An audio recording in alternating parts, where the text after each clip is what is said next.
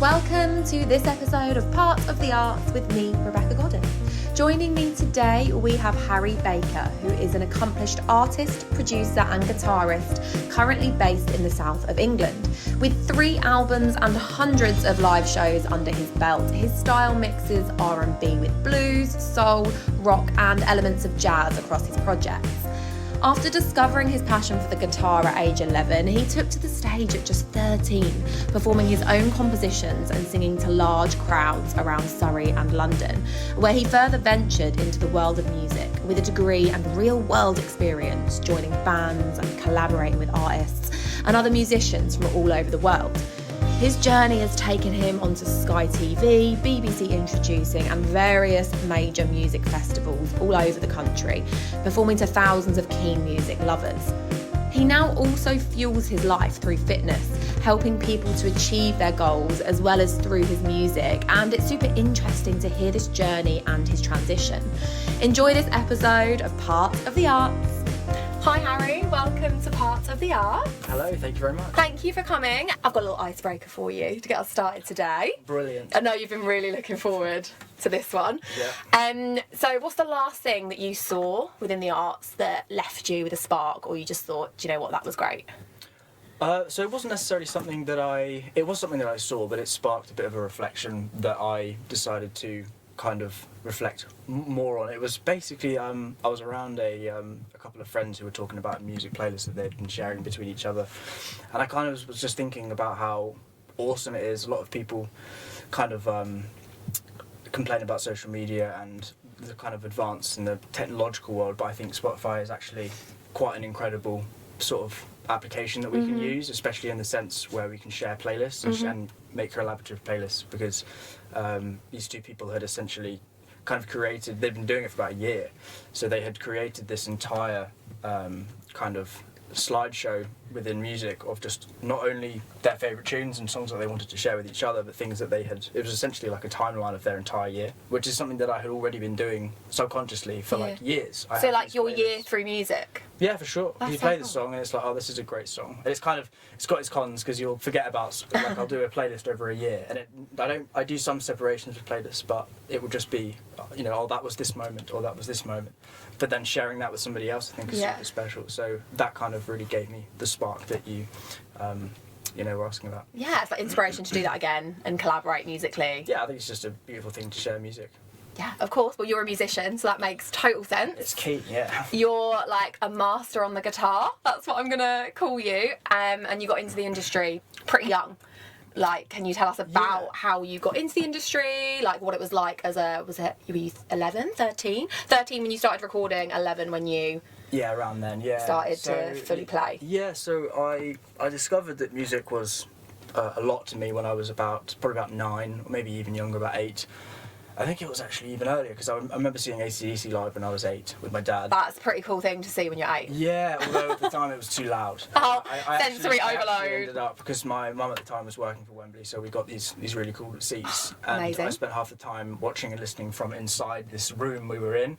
Yeah. Where we had like a room and then the seats were sort of just But outside. you could still experience it and hear it. Yeah, but I was in a huff because it was too loud. My dad kept whistling next to me, and I was like, "Oh, stop whistling! It's too loud. Why are you doing it on purpose next to my ear?" It's quite overwhelming though for a young kid to go to a gig like that. It was so exciting because I remember all these lights and these devil horns and stuff, and I was like, "This is everything I've ever wanted." Yeah. And first chord that Angus I was just like, "I'm going inside. This is just too loud." It's a lot. So the first time, so that was when I was 8. So I reckon around then was when I discovered how much I loved the band, but the concert was just so loud for me, I remember. Yeah. But then we went again when I was 16, which was just like one of the best nights ever. So started playing guitar when I was 10. And so you didn't so you weren't kind of playing guitar before that, so like you weren't that kind of like had a guitar in your arms from 2 years old. No. You know, like you actually picked it up when you wanted to. Yeah, I dabbled in a few things when I was younger, but my parents wanted to make sure that if they were going to help and support me play guitar, then it was something that was kind of a long-term thing, because as any parent would, you don't want to invest time and money and support into something that's just going to be dropped 2 months later. I played the trumpet and I dropped that, and I played the keyboard and I dropped that. So well, look at you now. Can't play either of those. I could play a few notes, and I can read music. Can you? Yeah. I can't. Oh, that's so interesting. No, I can to some degree. But mainly from like a musical theatre perspective for singing. I see. But I think, you know, the trumpet and the piano helped me with that, surely. Yeah, I genuinely think it would have done. Yeah. So yeah, I interrupted you there. That's So picking all right. back up from when you actually started playing and you got an invested interest from your parents and from yourself. Yeah, so I had that support and I started having lessons quite quickly. And up until I was about 15, so I was kind of cycling through, you know, I was just obsessed with rock music, or metal as some people call it. But it was learnt all these, kind of followed the journey up until I was about 15. I went through blues, and as I got kind of better at the guitar, I kind of ran out of things to learn from a theoretical point of view, because a lot of it's very made up of the same stuff. So I had to kind of expand my musical journey. So I kind of got into harmony more, learnt jazz, learned how to kind of spice things up. And so obviously that took me through neo soul to jazz to funk, which is why a lot of my music it's not just straightforward sort of 3-4 chords. Not that there's anything wrong with that. I mean, that reminds me of something that my guitar teacher told me. It was something like you play 3 chords to 3,000 people, or 3,000 chords to 3 people, which is really funny because it's like a lot of jazz concerts. Obviously, you don't see jazz concerts selling out stadiums, but they all have their own like time and place for what you want, what's wanted. But so I dabbled until I was about 15. And in that time, started recording when I was about 14. How was that as like a 14-year-old, like going into recording studios and going into that world? It was amazing because I'd finally had this chance, because I started getting involved with, like when I was young I would learn like an Iron Maiden song, and a lot of their stuff's like the guitar parts are harmonised in thirds, and I always loved the idea of playing those 2 parts together. So I would record one part on like my dad's Nokia, and then I'd just play over the top and be like, I love that sound. So I finally had this kind of like software where I could just layer things, and experiment with harmony and kind of how things and movement with guitar parts. So it was really great. And then I was dabbling in a few groups and bands in school and things. And did you get like picked up by a label, or like how does it work? Because I sing, but I'm not within the music industry. So like, how did that work as a 14-year-old? So, basically, I was never picked up by a label, but I just kind of kept things independent. I like to do everything myself. So when I was about 13 or 14, I was in a few groups, but the singer, I kind of got fed up with relying on other people, so I started singing myself, which is when I got into songwriting. So I did a few gigs in pubs, and started from there. I remember I did one at the Baton Ball pub in Farnham, which is where I grew up. And it was the scariest, sweatiest thing I'd ever done. Because you were doing it on your own, so you were like, right, now I'm singing, I'm composing, I'm playing. It was the singing aspect that got me, because I'd already started playing on my own, but I was like, no, this is not, I need to give more, I can't just sit there and noodle for 3 songs or whatever. Yeah. So I started singing, and that was the scariest thing, but it quickly became quite natural. And do you enjoy the singing aspect of it now? Well, now it's a different question. I don't do so much anymore. But to be fair, it's been something that I've had to do, because just running a band and writing music, you have to do it. It was never my first. Guitar was my first instrument. Yeah. So anyway, over the years, I just dabbled in various bands and groups, and it took me to loads of different places. But so what was the question? Label. As in, like, as a 14-year-old, how did that work? As in, like, was it your parents that helped you to get to that point of going and recording? In the sense of that they always supported me, of course, and they always came to a lot of my shows and things. So how you had that support network?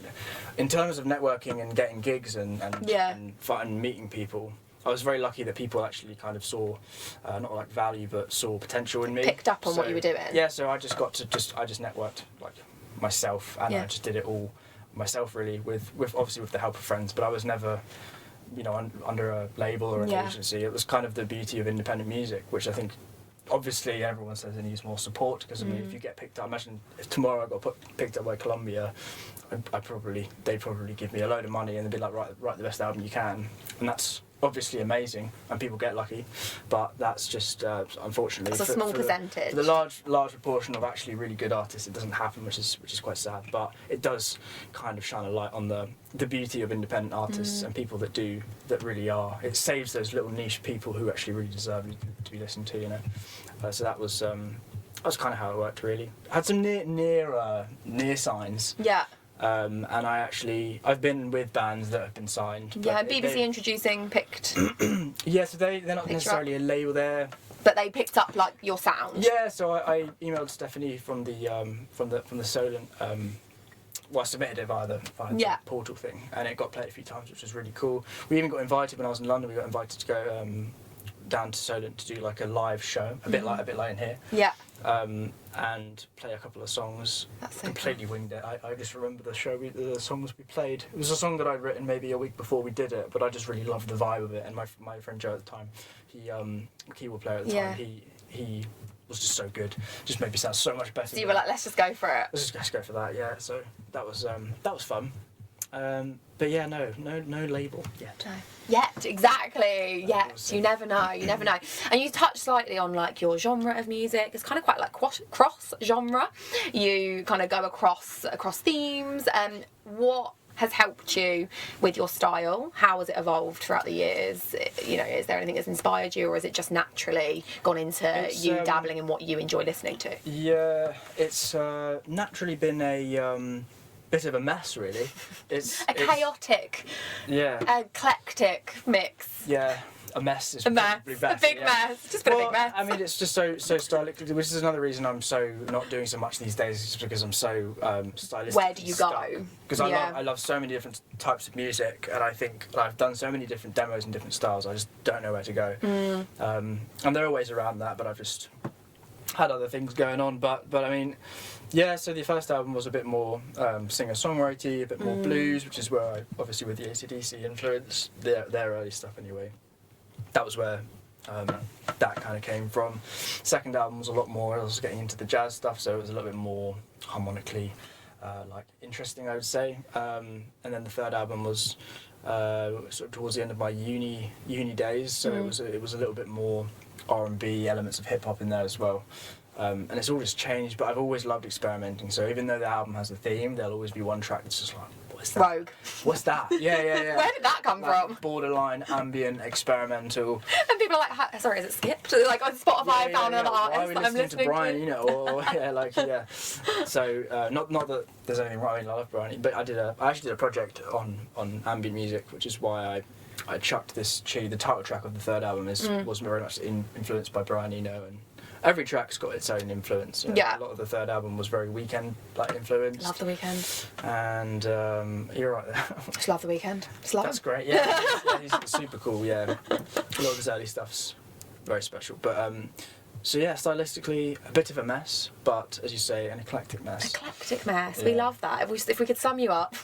An eclectic mess. An eclectic mess. It's not wrong, to be fair. That is going to be the name of this podcast. Yeah. An eclectic mess. An eclectic mess.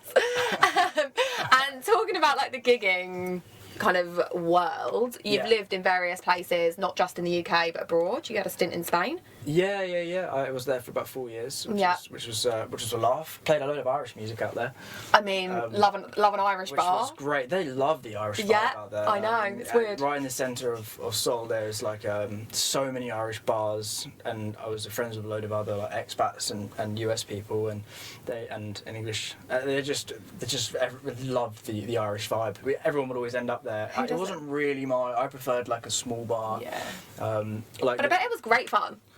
Oh well, yeah. Oh my god, yeah. Of course, yeah. It was some of the greatest days of my life for sure. I love that. Such a vibe. I actually met someone today who came into the gym who was from Venezuela, and I noticed the accent immediately. We've had like 4 people recently come in who were from Venezuela, and none of them know that there are also other Venezuelan people. Are you connecting them all? And this is in Christchurch, so it's like completely. Yeah, I should do. You should. You should be like all nations, Venezuelan nations cafe thing going on. We should just have tapas in the rack. Yeah.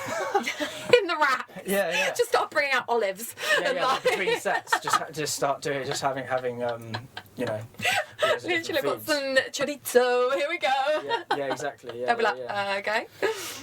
Then when you start whacking out the wine, that's when it become a bit, That's oh, when it's it not gets healthy a anymore. little bit unprofessional. Bit That wouldn't look unprofesh, great. bit rogue. Great idea though. Right. Well, you've touched already on that kind of like other side of your life. Yeah. Almost like I had someone on the pod that described the other parts of her job. I've on the never heard pod. that before. That's good. Do you like it? Do you like it? Do I sound really professional? Oh, no, it's great. Because On we're the like pod? in like a pod. So We're in a pod, on the podcast, all the pods. Yeah.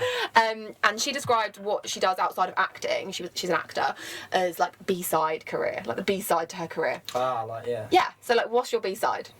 So it's the fitness industry really. So I mean, I got a bit bored of trying to be in the limelight all the time and pursue this kind of life where it was kind of I seemed to be the centre of everything.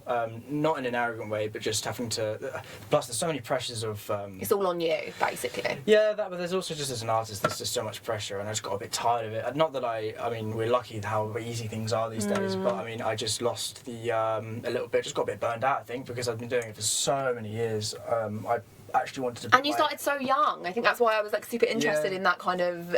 You started almost working as a kid. Yeah, and I would spend, I mean, hours and hours and hours and hours and hours a day of guitar practice, and then as soon as I got into producing, it was just every day, all the time, and at university, I did all my uni work in like 2 or 3 days, or like for like the last stint.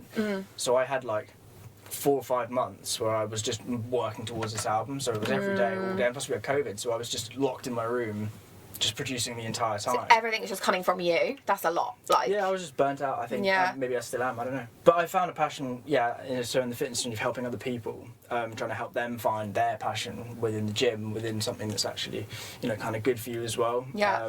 And you can physically see results as well. Yeah. But I think the best thing that I like to see is their kind of confidence as well. I mean, seeing physical changes happens and sometimes it doesn't, but it's seeing someone's kind of mental changes as well really is touching from myself and the team, so that's always really nice to see. So I'm just taking a break from the music for now. I'm still, as I say, I still listen relentlessly. I sleep to music. I think on my Spotify Wrapped it was like 150,000 minutes. Or do you know what yours was? I can't remember what mine was now. I'll have to look after this. I need to know someone else's to sort of see if Yeah, we'll look at mine. I do anywhere listen near. to music a lot, but not. I don't listen to go to sleep. Yeah. So I guess if you're listening during the day and you're listening when you go to sleep, that's like your whole 24 the hours. silence of this room is jarring. It's deafening. It's very quiet in here. I'm loud enough, come on. I'm surely like giving some sort of, I know what you mean. Yeah, It has to be though for the sound quality. You No, should no. know this. I do know it. It's just deafening. It's like you should have an AirPod in one ear, like playing some ambient music. Yeah, and then you'd be with an AirPod in the pod, on the pod. Wearing an AirPod in the pod on the pod. Yeah. And then you'd just be distracted though, and you wouldn't be listening to me. I feel like. Yeah, true. So that would, wouldn't make for a good pod. But yeah. So the B side, I guess. PT. Well, Fitness. I'm not a PT anymore. I did that for a bit, which was fun. But obviously with my music and stuff, I was also teaching guitar for a long time, and I got a bit bored of that. Teaching? You just got bored of teaching? No, not at all. It's just the 1 in 1 out, having to constantly refill the bucket as it leaves. Okay. So I'd rather be on like a salary where things are guaranteed. But I also love looking after people, and it's not that I look after my team. They're great. They look after themselves as well. But it's nice to be able to have my feet in all the baskets. Eggs in all the toes. Eggs in all the baskets. Yeah. But not in Don't put all your eggs in one basket. That's the saying. Or feet in all the waters. Fingers in all the pies. There's definitely that'll do. That's a gross that's one. fine. That makes me feel weird. Is that that one. actually Just makes me feel weird. But yeah, fingers in all the pies. That's the saying. I was speaking to my colleague who manages Dorchester, and she was said something which I already knew, but was also just really oh, that's actually so true. As a manager, I think of anything, you're so. You're not just a manager of the facility, you're like, so for the gym for example, it's like you're a plumber, you're a marketing agent, you're a salesperson, you're a PT as well, you're a sometimes feels like a parent. Yeah. It's like, there's so many different aspects, which is something I love, and it's new for me, and in the process of it I get to better myself by training and being around people that are there to better themselves physically, which is a bit of completely opposite with the music industry. It's quite insular. No, it's just everyone's on drugs and drinking all the time. Yeah. So it's nice to be in an environment where I'm not surrounded by that. I had a lot of that when I was young. I mean, yeah, some of the jam nights I used to go to that were a bit rough around the edges. Great music. I mean, blues nights. It was awesome, and I didn't really know the severity of the kind of substance abuse that was going on. But it was like now I do. Now It's nice you're to an be- adult, you can see that. Yeah, I realised that I'm lucky I didn't actually fall into some very dodgy habits, you know. So it was so it's nice to be on the kind of the B side of the industry, if you will. But I still enjoy everything to do with the music industry, that's for sure. There's just some aspects that I prefer not to get involved in. So, you know. Just knowing yourself, knowing your craft, and knowing what your limits. Yeah, and just expanding really. I mean, just expanding like other skills.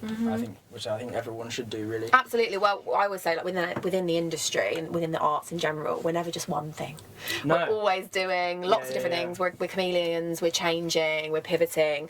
We're collaborating. Like you said, you love sharing music with people on Spotify on playlists. Yeah.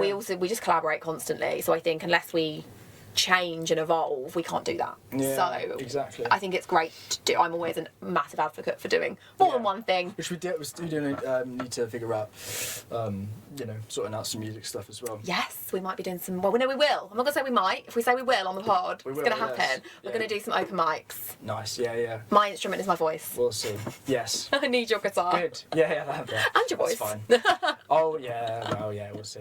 Do some harmonies. Nice. We'll throw Yes. some. I can be lead vocalist, but we can throw some harmonies. Well, on let's there. drop the labels. I'm lead. I'm lead. Looking at the camera like I'm lead. I can be. I just can be need you. vocalist, but just for the record, I am lead. Yeah. I just need you for guitar, Harry. That's God. fine, but I'll be on lead. You lead guitar. Well, yeah, because I can't play, so absolutely you're going to be lead guitar. Otherwise, I won't have a guitar. I'll bring out my trumpet. Yeah, I'm out. To start. I thought you liked brass instruments within some of your music, Yeah. just not the trumpet. Yeah, I do. Yeah. Talking of gigs, what is the best gig you've ever done? If you were able to pinpoint Go it. back. Yeah, if you were able to pinpoint it, like, what there's is been the so many. best feeling when you're at a gig? I know you've done hundreds, but Feeling. The thing is, no matter how, when you see someone performing, I don't know whether it's someone really small or someone massive, there is no feeling. I mean, maybe there is. I might be able to make it look like I'm in this like euphoric state where I'm like, this is a great moment, but in my head I'm like, if I miss a note, sorry, if I miss You a can note, swear on I'm this as well. completely screwed because you know.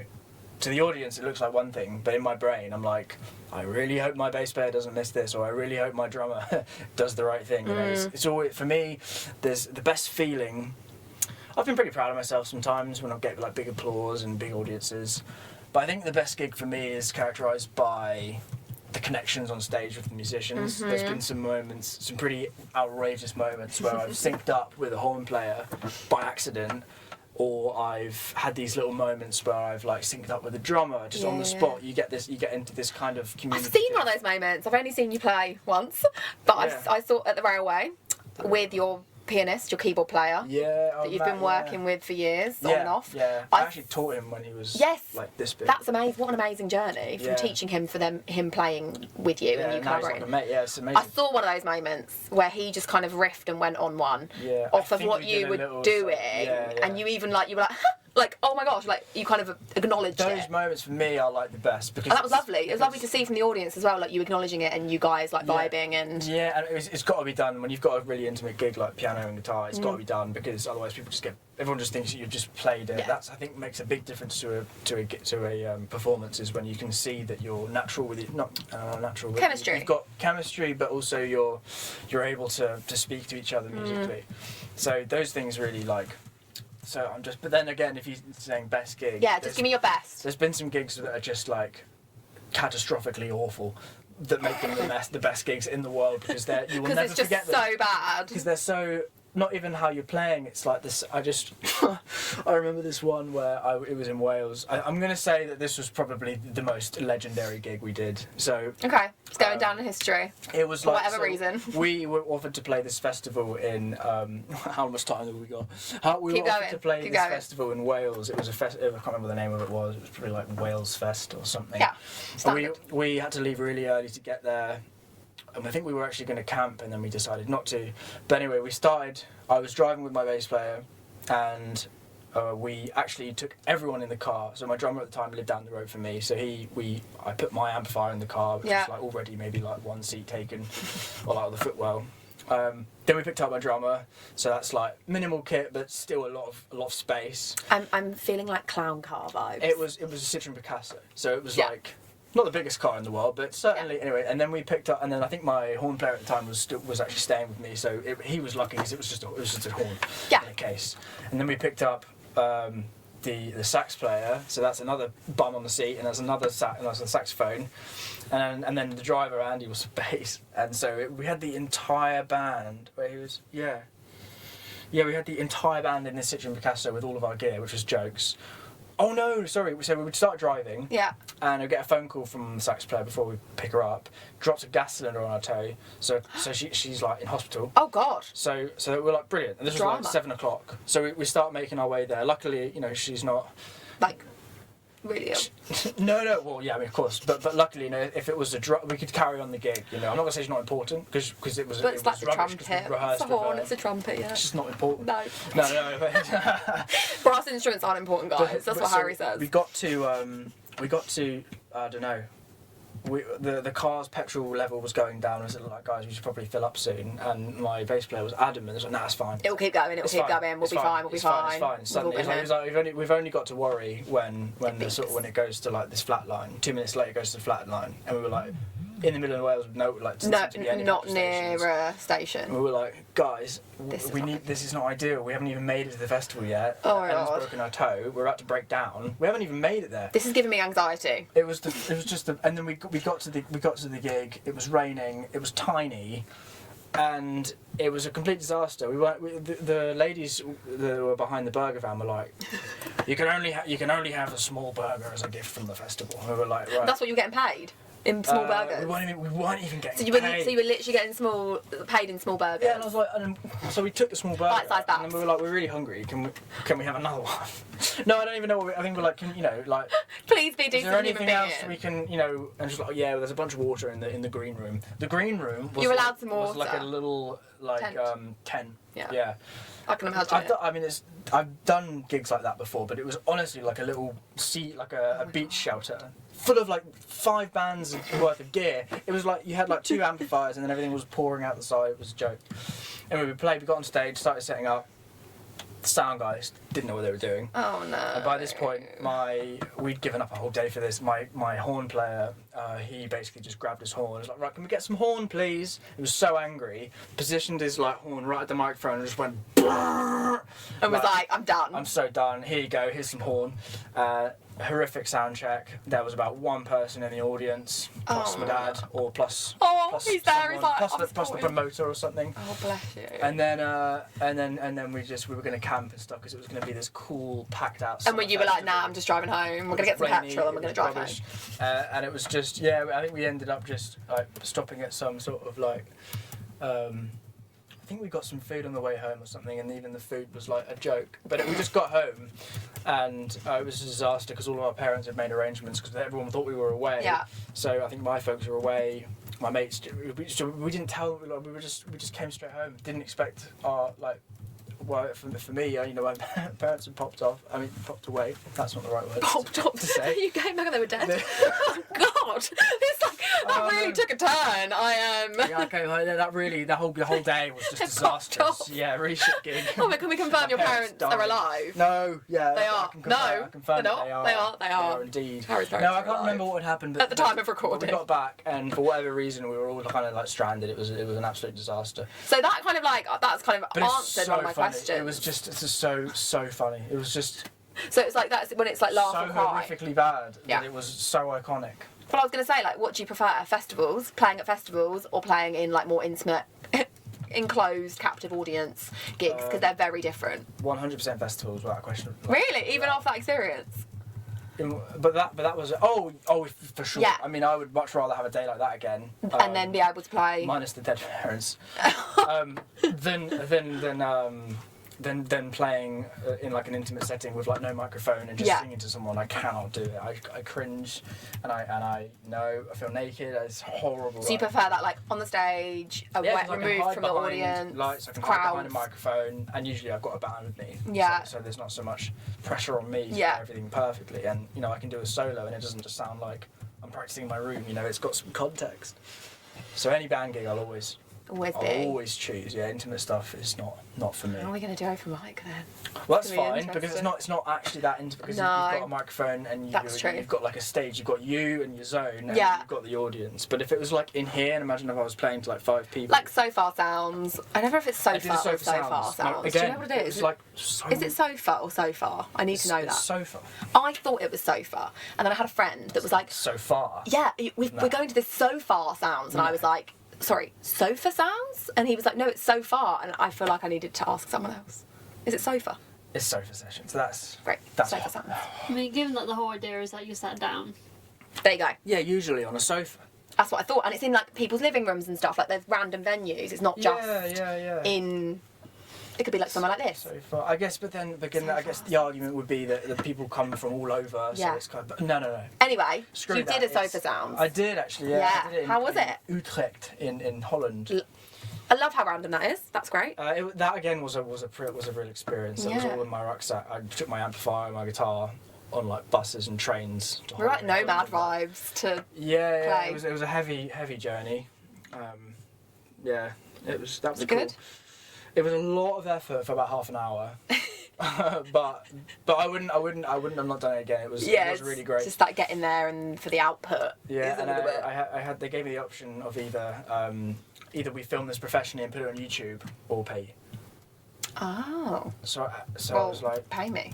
No, I said put the video up because I was like, this is a cool thing for me to have done. Yeah, that's why our minds are different. Yeah, exposure. And trust me, the money was not worth it. Oh, okay. It wasn't like anything. If you balance it. It didn't even cover one train ticket. Oh, okay, then 100% put it up. It was, okay. Yeah, and I was like, you know, that's fine. But they didn't put it up for like 3 months.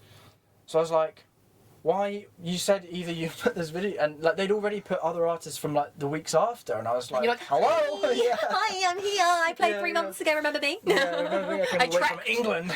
Yeah. With my backpack and like buses and coaches. I broke my back. That's probably why I had a disc herniation. Was probably from that trip. Probably, and they never. Nothing to do with the. Did they put it up? Finally, did they put it up? Eventually, yeah. Right. And it was shit.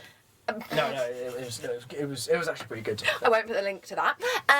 So you've had like some, challenging but also pretty cool experiences worldwide, not just nationwide.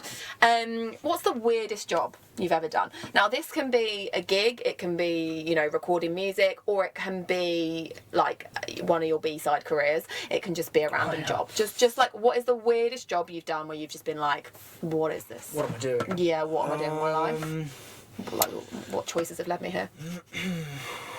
Oh man, I mean, I guess we're lucky that we're not. If we're given an opportunity, we have a choice. Mm-hmm. So I'd like to think that most decisions I've made have been, in regards to careers, Caught yourself I've made some questionable decisions in my life. But in regards to my career and like professional things, I think it's pretty. I mean, there must be something. It's got to be something weird, like music related. Weirdest thing, the strangest thing. I've done some strange gigs, and I've done some. Oh my, yeah, like... Here we go. It's coming to you. There's always one. Well, it's like the open mic thing, you never know... I don't even know if it's fair to say, but I'll say it anyway. We can cut it. No, I was in Soho. There was a really great... There probably still is a really great open mic there, open mic called The Spice of Life. And I just remember going there every week because I would actually meet some really great artists, and I've made friends there who I'm still friends with today. Really, really great artists. Some are doing really, really well. But there were a few artists towards the end of the evening that were always very that some were a bit questionable, that would go every week. And I remember this just one singer in particular who would always sing. He was I think he was French or something. He was French and probably the campest man I've ever seen in my entire life. We'd get on. And he quite the character for sure. He was very nice off stage, but as soon as he got on stage, it was this absolutely bizarre kind of demeanour. And he would always sing the same Elton John song, but it was a cappella. Oh, that's brave. So there were times So brave. where one week I think he was either slightly ill or was just not having a good night, and it was just I could feel the atmosphere, you could feel the awkwardness because it was that's so horrible. so awkward, and no one would know. And you felt awkward for him, and you were just like... I was just cringing really hard because I knew that bless him. someone had never said to him like, mate, you need to like go away and figure that out. Finesse what you're doing. Yeah, a little bit, or at least get a guitarist or something, and I sound like a bit of an arsehole, to be honest, but it. Well, no, you were cringing from. You felt for him. It's not like you were going, "Oh God, that's awful." Like you were actually feeling. No. But it sounds like you were like feeling for him. Do you know what I mean? Being like, "Oh, someone needs to help him out." But that was a moment where I was like, and there was another guy after, like a guy who was in like a 90-year-old Elvis impersonator who would like go and sit on girls' laps and things. Oh. Mid gig, people. Were I mean, that's not cringing. okay. There was, probably should have just mentioned that one first. I mean, yeah. Like, I think that would have been like, why am I here? It was very. Why am I that was the associating moment, myself? That was the moment where I thought, why am I here? Why am I Why am I associating myself? still here? Because like the 6 artists up until then were really amazing. Yeah. And then at the end, when everyone sort of started to drop off, you get these sort of like people that were sort of, the promoter would obviously say, all right, you're here again, we'll put you on towards the end when everyone's left. But a couple of us would stay, and it would just be these really bizarre acts that would just, that you just think, why am I here? So that was a memorable one for sure. That was a wow. It was a wow. Don't want to associate myself with this. But everyone sort of let the Elvis guy kind of get away with it because he was so old. Oh no! It wasn't it's like not in a an creepy. excuse. It wasn't like in a creepy way. It was kind of. That Funny. makes it sound even creepier. It was no. I'll let him off. He's old and No. it wasn't in a creepy. No. That's totally not right. But people. Yeah, no, it was. It was just weird. when It was weird. Yeah, no, I take it back. It was very strange. Yeah, let's hope he's not doing the rounds anymore. No, he's probably not. Probably popped off. Yeah, like my parents. It's probably popped off. Well, before we pop off, not die, just pop off the pod. Yeah. All the pods today. Is there anything you want to shout about that you're currently working on, or any friends of yours that are doing stuff that you want to just shout about? Because part of this podcast is celebrating everyone within the arts. Yeah, of course. No, I mean, thanks to you for having me on. Obviously, You can shout about me. That's all right. Yeah, I am. I love that. I'm not going to now though. Oh. But no, but like, yeah, I think it's great that you're getting all these different people on from all over the place. You had the guy from Warhorse. Yeah. Doing the Warhorse. Yeah, My mum puppeteer. would Stephen Love. freak out if she knew. That's really great. I think it's a nice thing you're doing, and it's the first kind of thing, anything related to music that I've done in quite some time. So obviously, thank you, and don't make me shout out cry. to you. But I mean, I'm just trying to think if there's any artists I know that That's are really sweet, absolutely thank you. smashing it. Yeah, I'm sure there's Enough loads. about you though. But that was more really about me. nice. Yeah, but that was very nice of you to That's just, you all know. right. No. It's a cool thing you're Thank doing, you. and it's it's nice that you're putting all of these contacts and things you're doing into like an actual, not just a portfolio, but like a space. Catalogue. Realising it. Yeah, and also it just means I get to have these like conversations with awesome people, like just reconnecting with people and just chatting about what we love to do. Yeah, no, for sure. I was just trying to think of any artists I know at the moment who are absolutely smashing it. I do know a few, but they probably won't pick up the message. They're pretty big now. Should you still shout about them? Nah. Let people know. Nah, they don't need it. I love that. So we'll end that there. Harry is saying they don't need the shout outs, so he's not going to give it to They them. don't know. But I obviously do, so that's where I got mine. Yeah. Oh. No, I'm only joking. But no, generally, I think I'm happy with leaving it with the shout out for you. So yeah, thank you to you. It's been so lovely chatting about music. I've been so excited to have a musician on. It's the first musician we've had on the podcast. Yes. So thank you for coming on. Thank you for being so open and honest. That's And thanks for being part of the arts. Thank you very much. Bye. Bye. Bye. Thank you so much for listening to Part of the Arts. If you enjoyed this episode or any of the others, please subscribe, share, and leave us a review. Also, we would love it if you could support this passion project by buying us a coffee. All the info is below. Thank you and see you next time.